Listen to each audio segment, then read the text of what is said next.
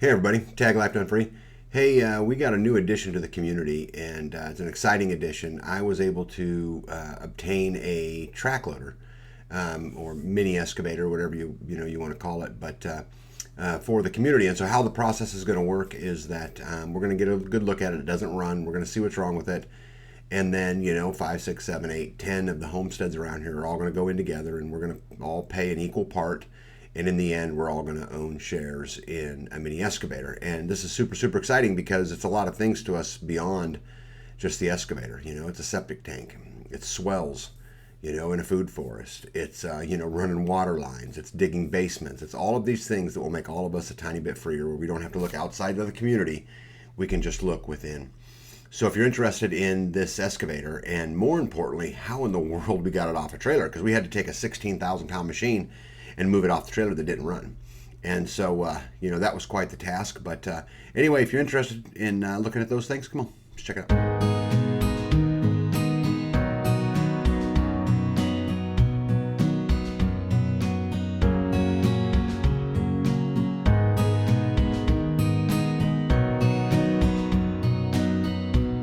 So here's the excavator, and how fascinating is that? They put both of those machines on that semi truck. So you got that big wheeled loader and then the excavator that we managed to secure. And again, as I mentioned before, that excavator doesn't run, so we're going to have to lift that thing off of that trailer at 16,000 pounds.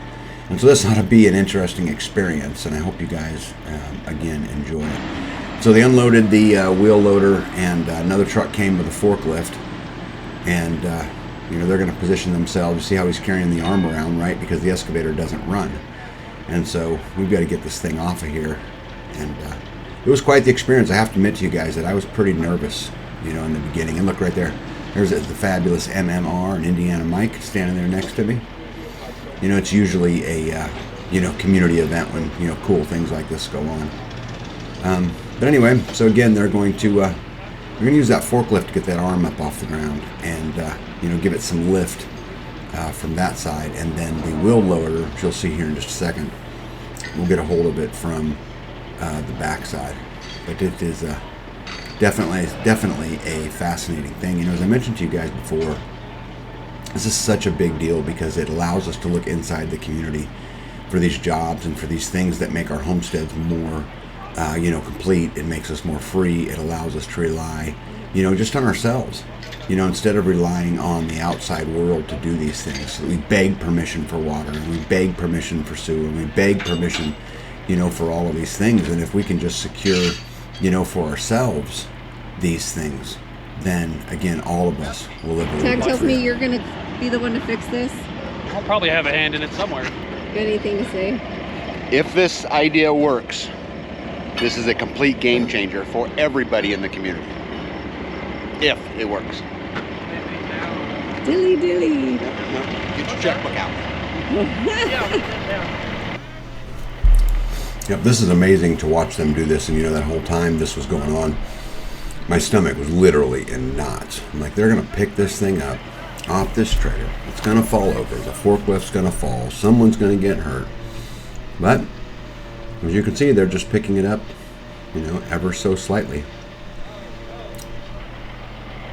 Those guys are super talented at what they do. It cost me $1,000 to get this thing moved about 8 miles, which some might think is a lot, but you got to move a 16,000 pound machine that doesn't run, that distance. I actually did not consider it, a bad deal at all.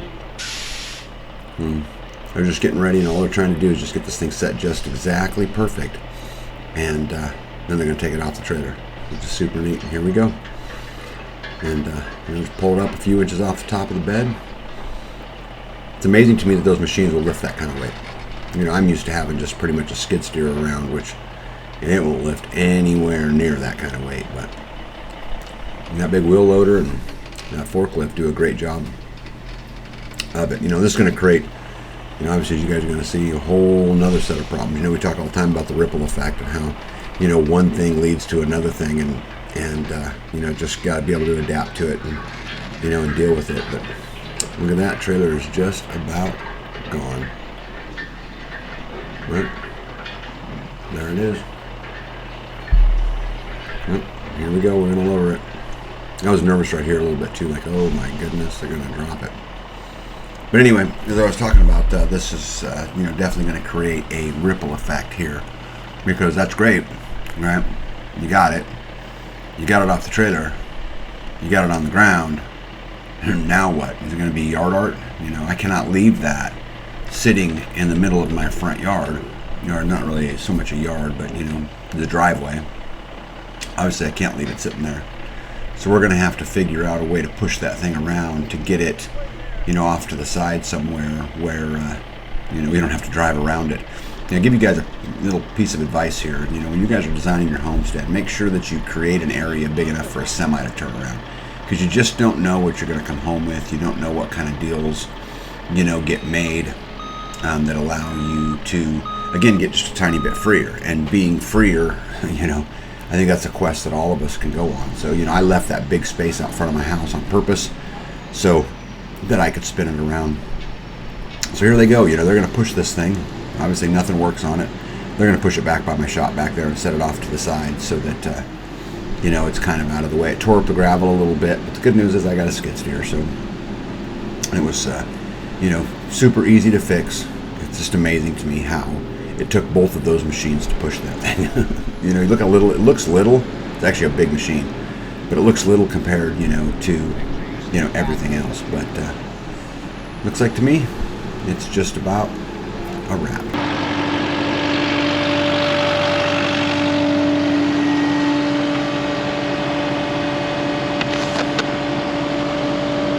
Have you ever seen that done that way? Oh yeah, I've seen all kinds of stuff get moved by pushing it. You kidding me? Half the time machinery doesn't work. You have to be creative. This is why one of the rules about stuff like this is when you shut it down for the day, park it somewhere where another machine can get to it. Don't leave it down in the woods. That's experience talking there. Yeah, that's good advice. Yeah. Any of that stuff. Imagine having to go get it down in the mud off the pond dam or something because you left it down there right where you were working. That's extra work to have to drive it up here and park it on the gravel, but look how much easier it'd be to move it if you had to. I don't know how long it'll take him to load up all and his... so they get it put in its spot, and it will sit there until Darren from Hatch for the Homestead, he's going to come down and work on it as his contribution to it, so he'll do all the labor, the rest of the homestead. Yeah, probably.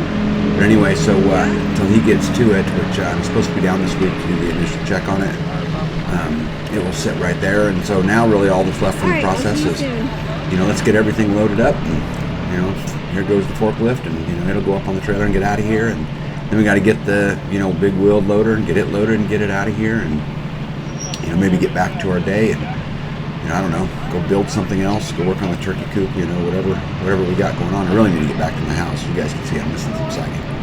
I just have not had time to deal with it, but we certainly will.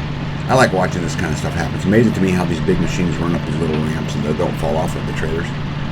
I don't know what that machine weighs, but I'd really love to have me one of them. It wouldn't be as valuable as a skid steer, but it would certainly be valuable. So we would take it. But I think he gets that done there pretty quick, and I think we're about to say goodbye to them. We have spectators. Yep, and there's the fabulous Fisher and the marvelous Mo coming to check things out. I was telling you guys about how make sure you get a place for semis to come around and all this stuff. I've got so much equipment parked in here that he struggled a little bit getting in and out, and he did it real good driver. I used a guy named Dalton to do all of this, and he is like-minded, what I would more consider the fourth circle, the circle outside the community, but like-minded and someone who we could be proud to do business with. But anyway, he's going to back out of here. As we look to say goodbye, there goes the truck with the forklift. I always like to see them come, but I like to see them go too, because they're expensive. You can get 3 guys to come spend the day to move it. And then obviously the wheeled loader, and drive around someone else's camp with her and skid loaders and all that. God, these pictures remind me how much I need to get done on my house. But anyway, so we're going to say goodbye to the skid wheeled loader, and it'll be off and running again. It's a big wheeled loader like that, man.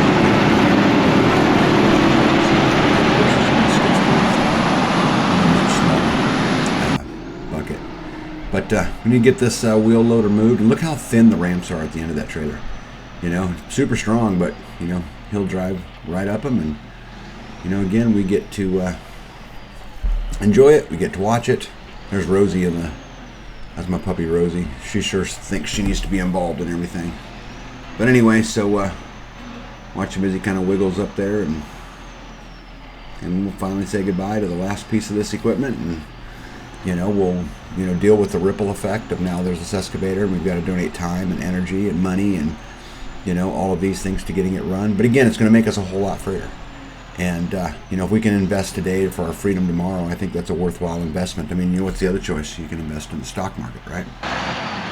Well, everybody, I hope you enjoyed, you know, the excavator and, you know, getting it off the trailer and loading the equipment and, you know, and all that stuff. But, you know, I really hope you've seen what else was there. And I hope you've seen community, and I hope you've seen, you know, freedom.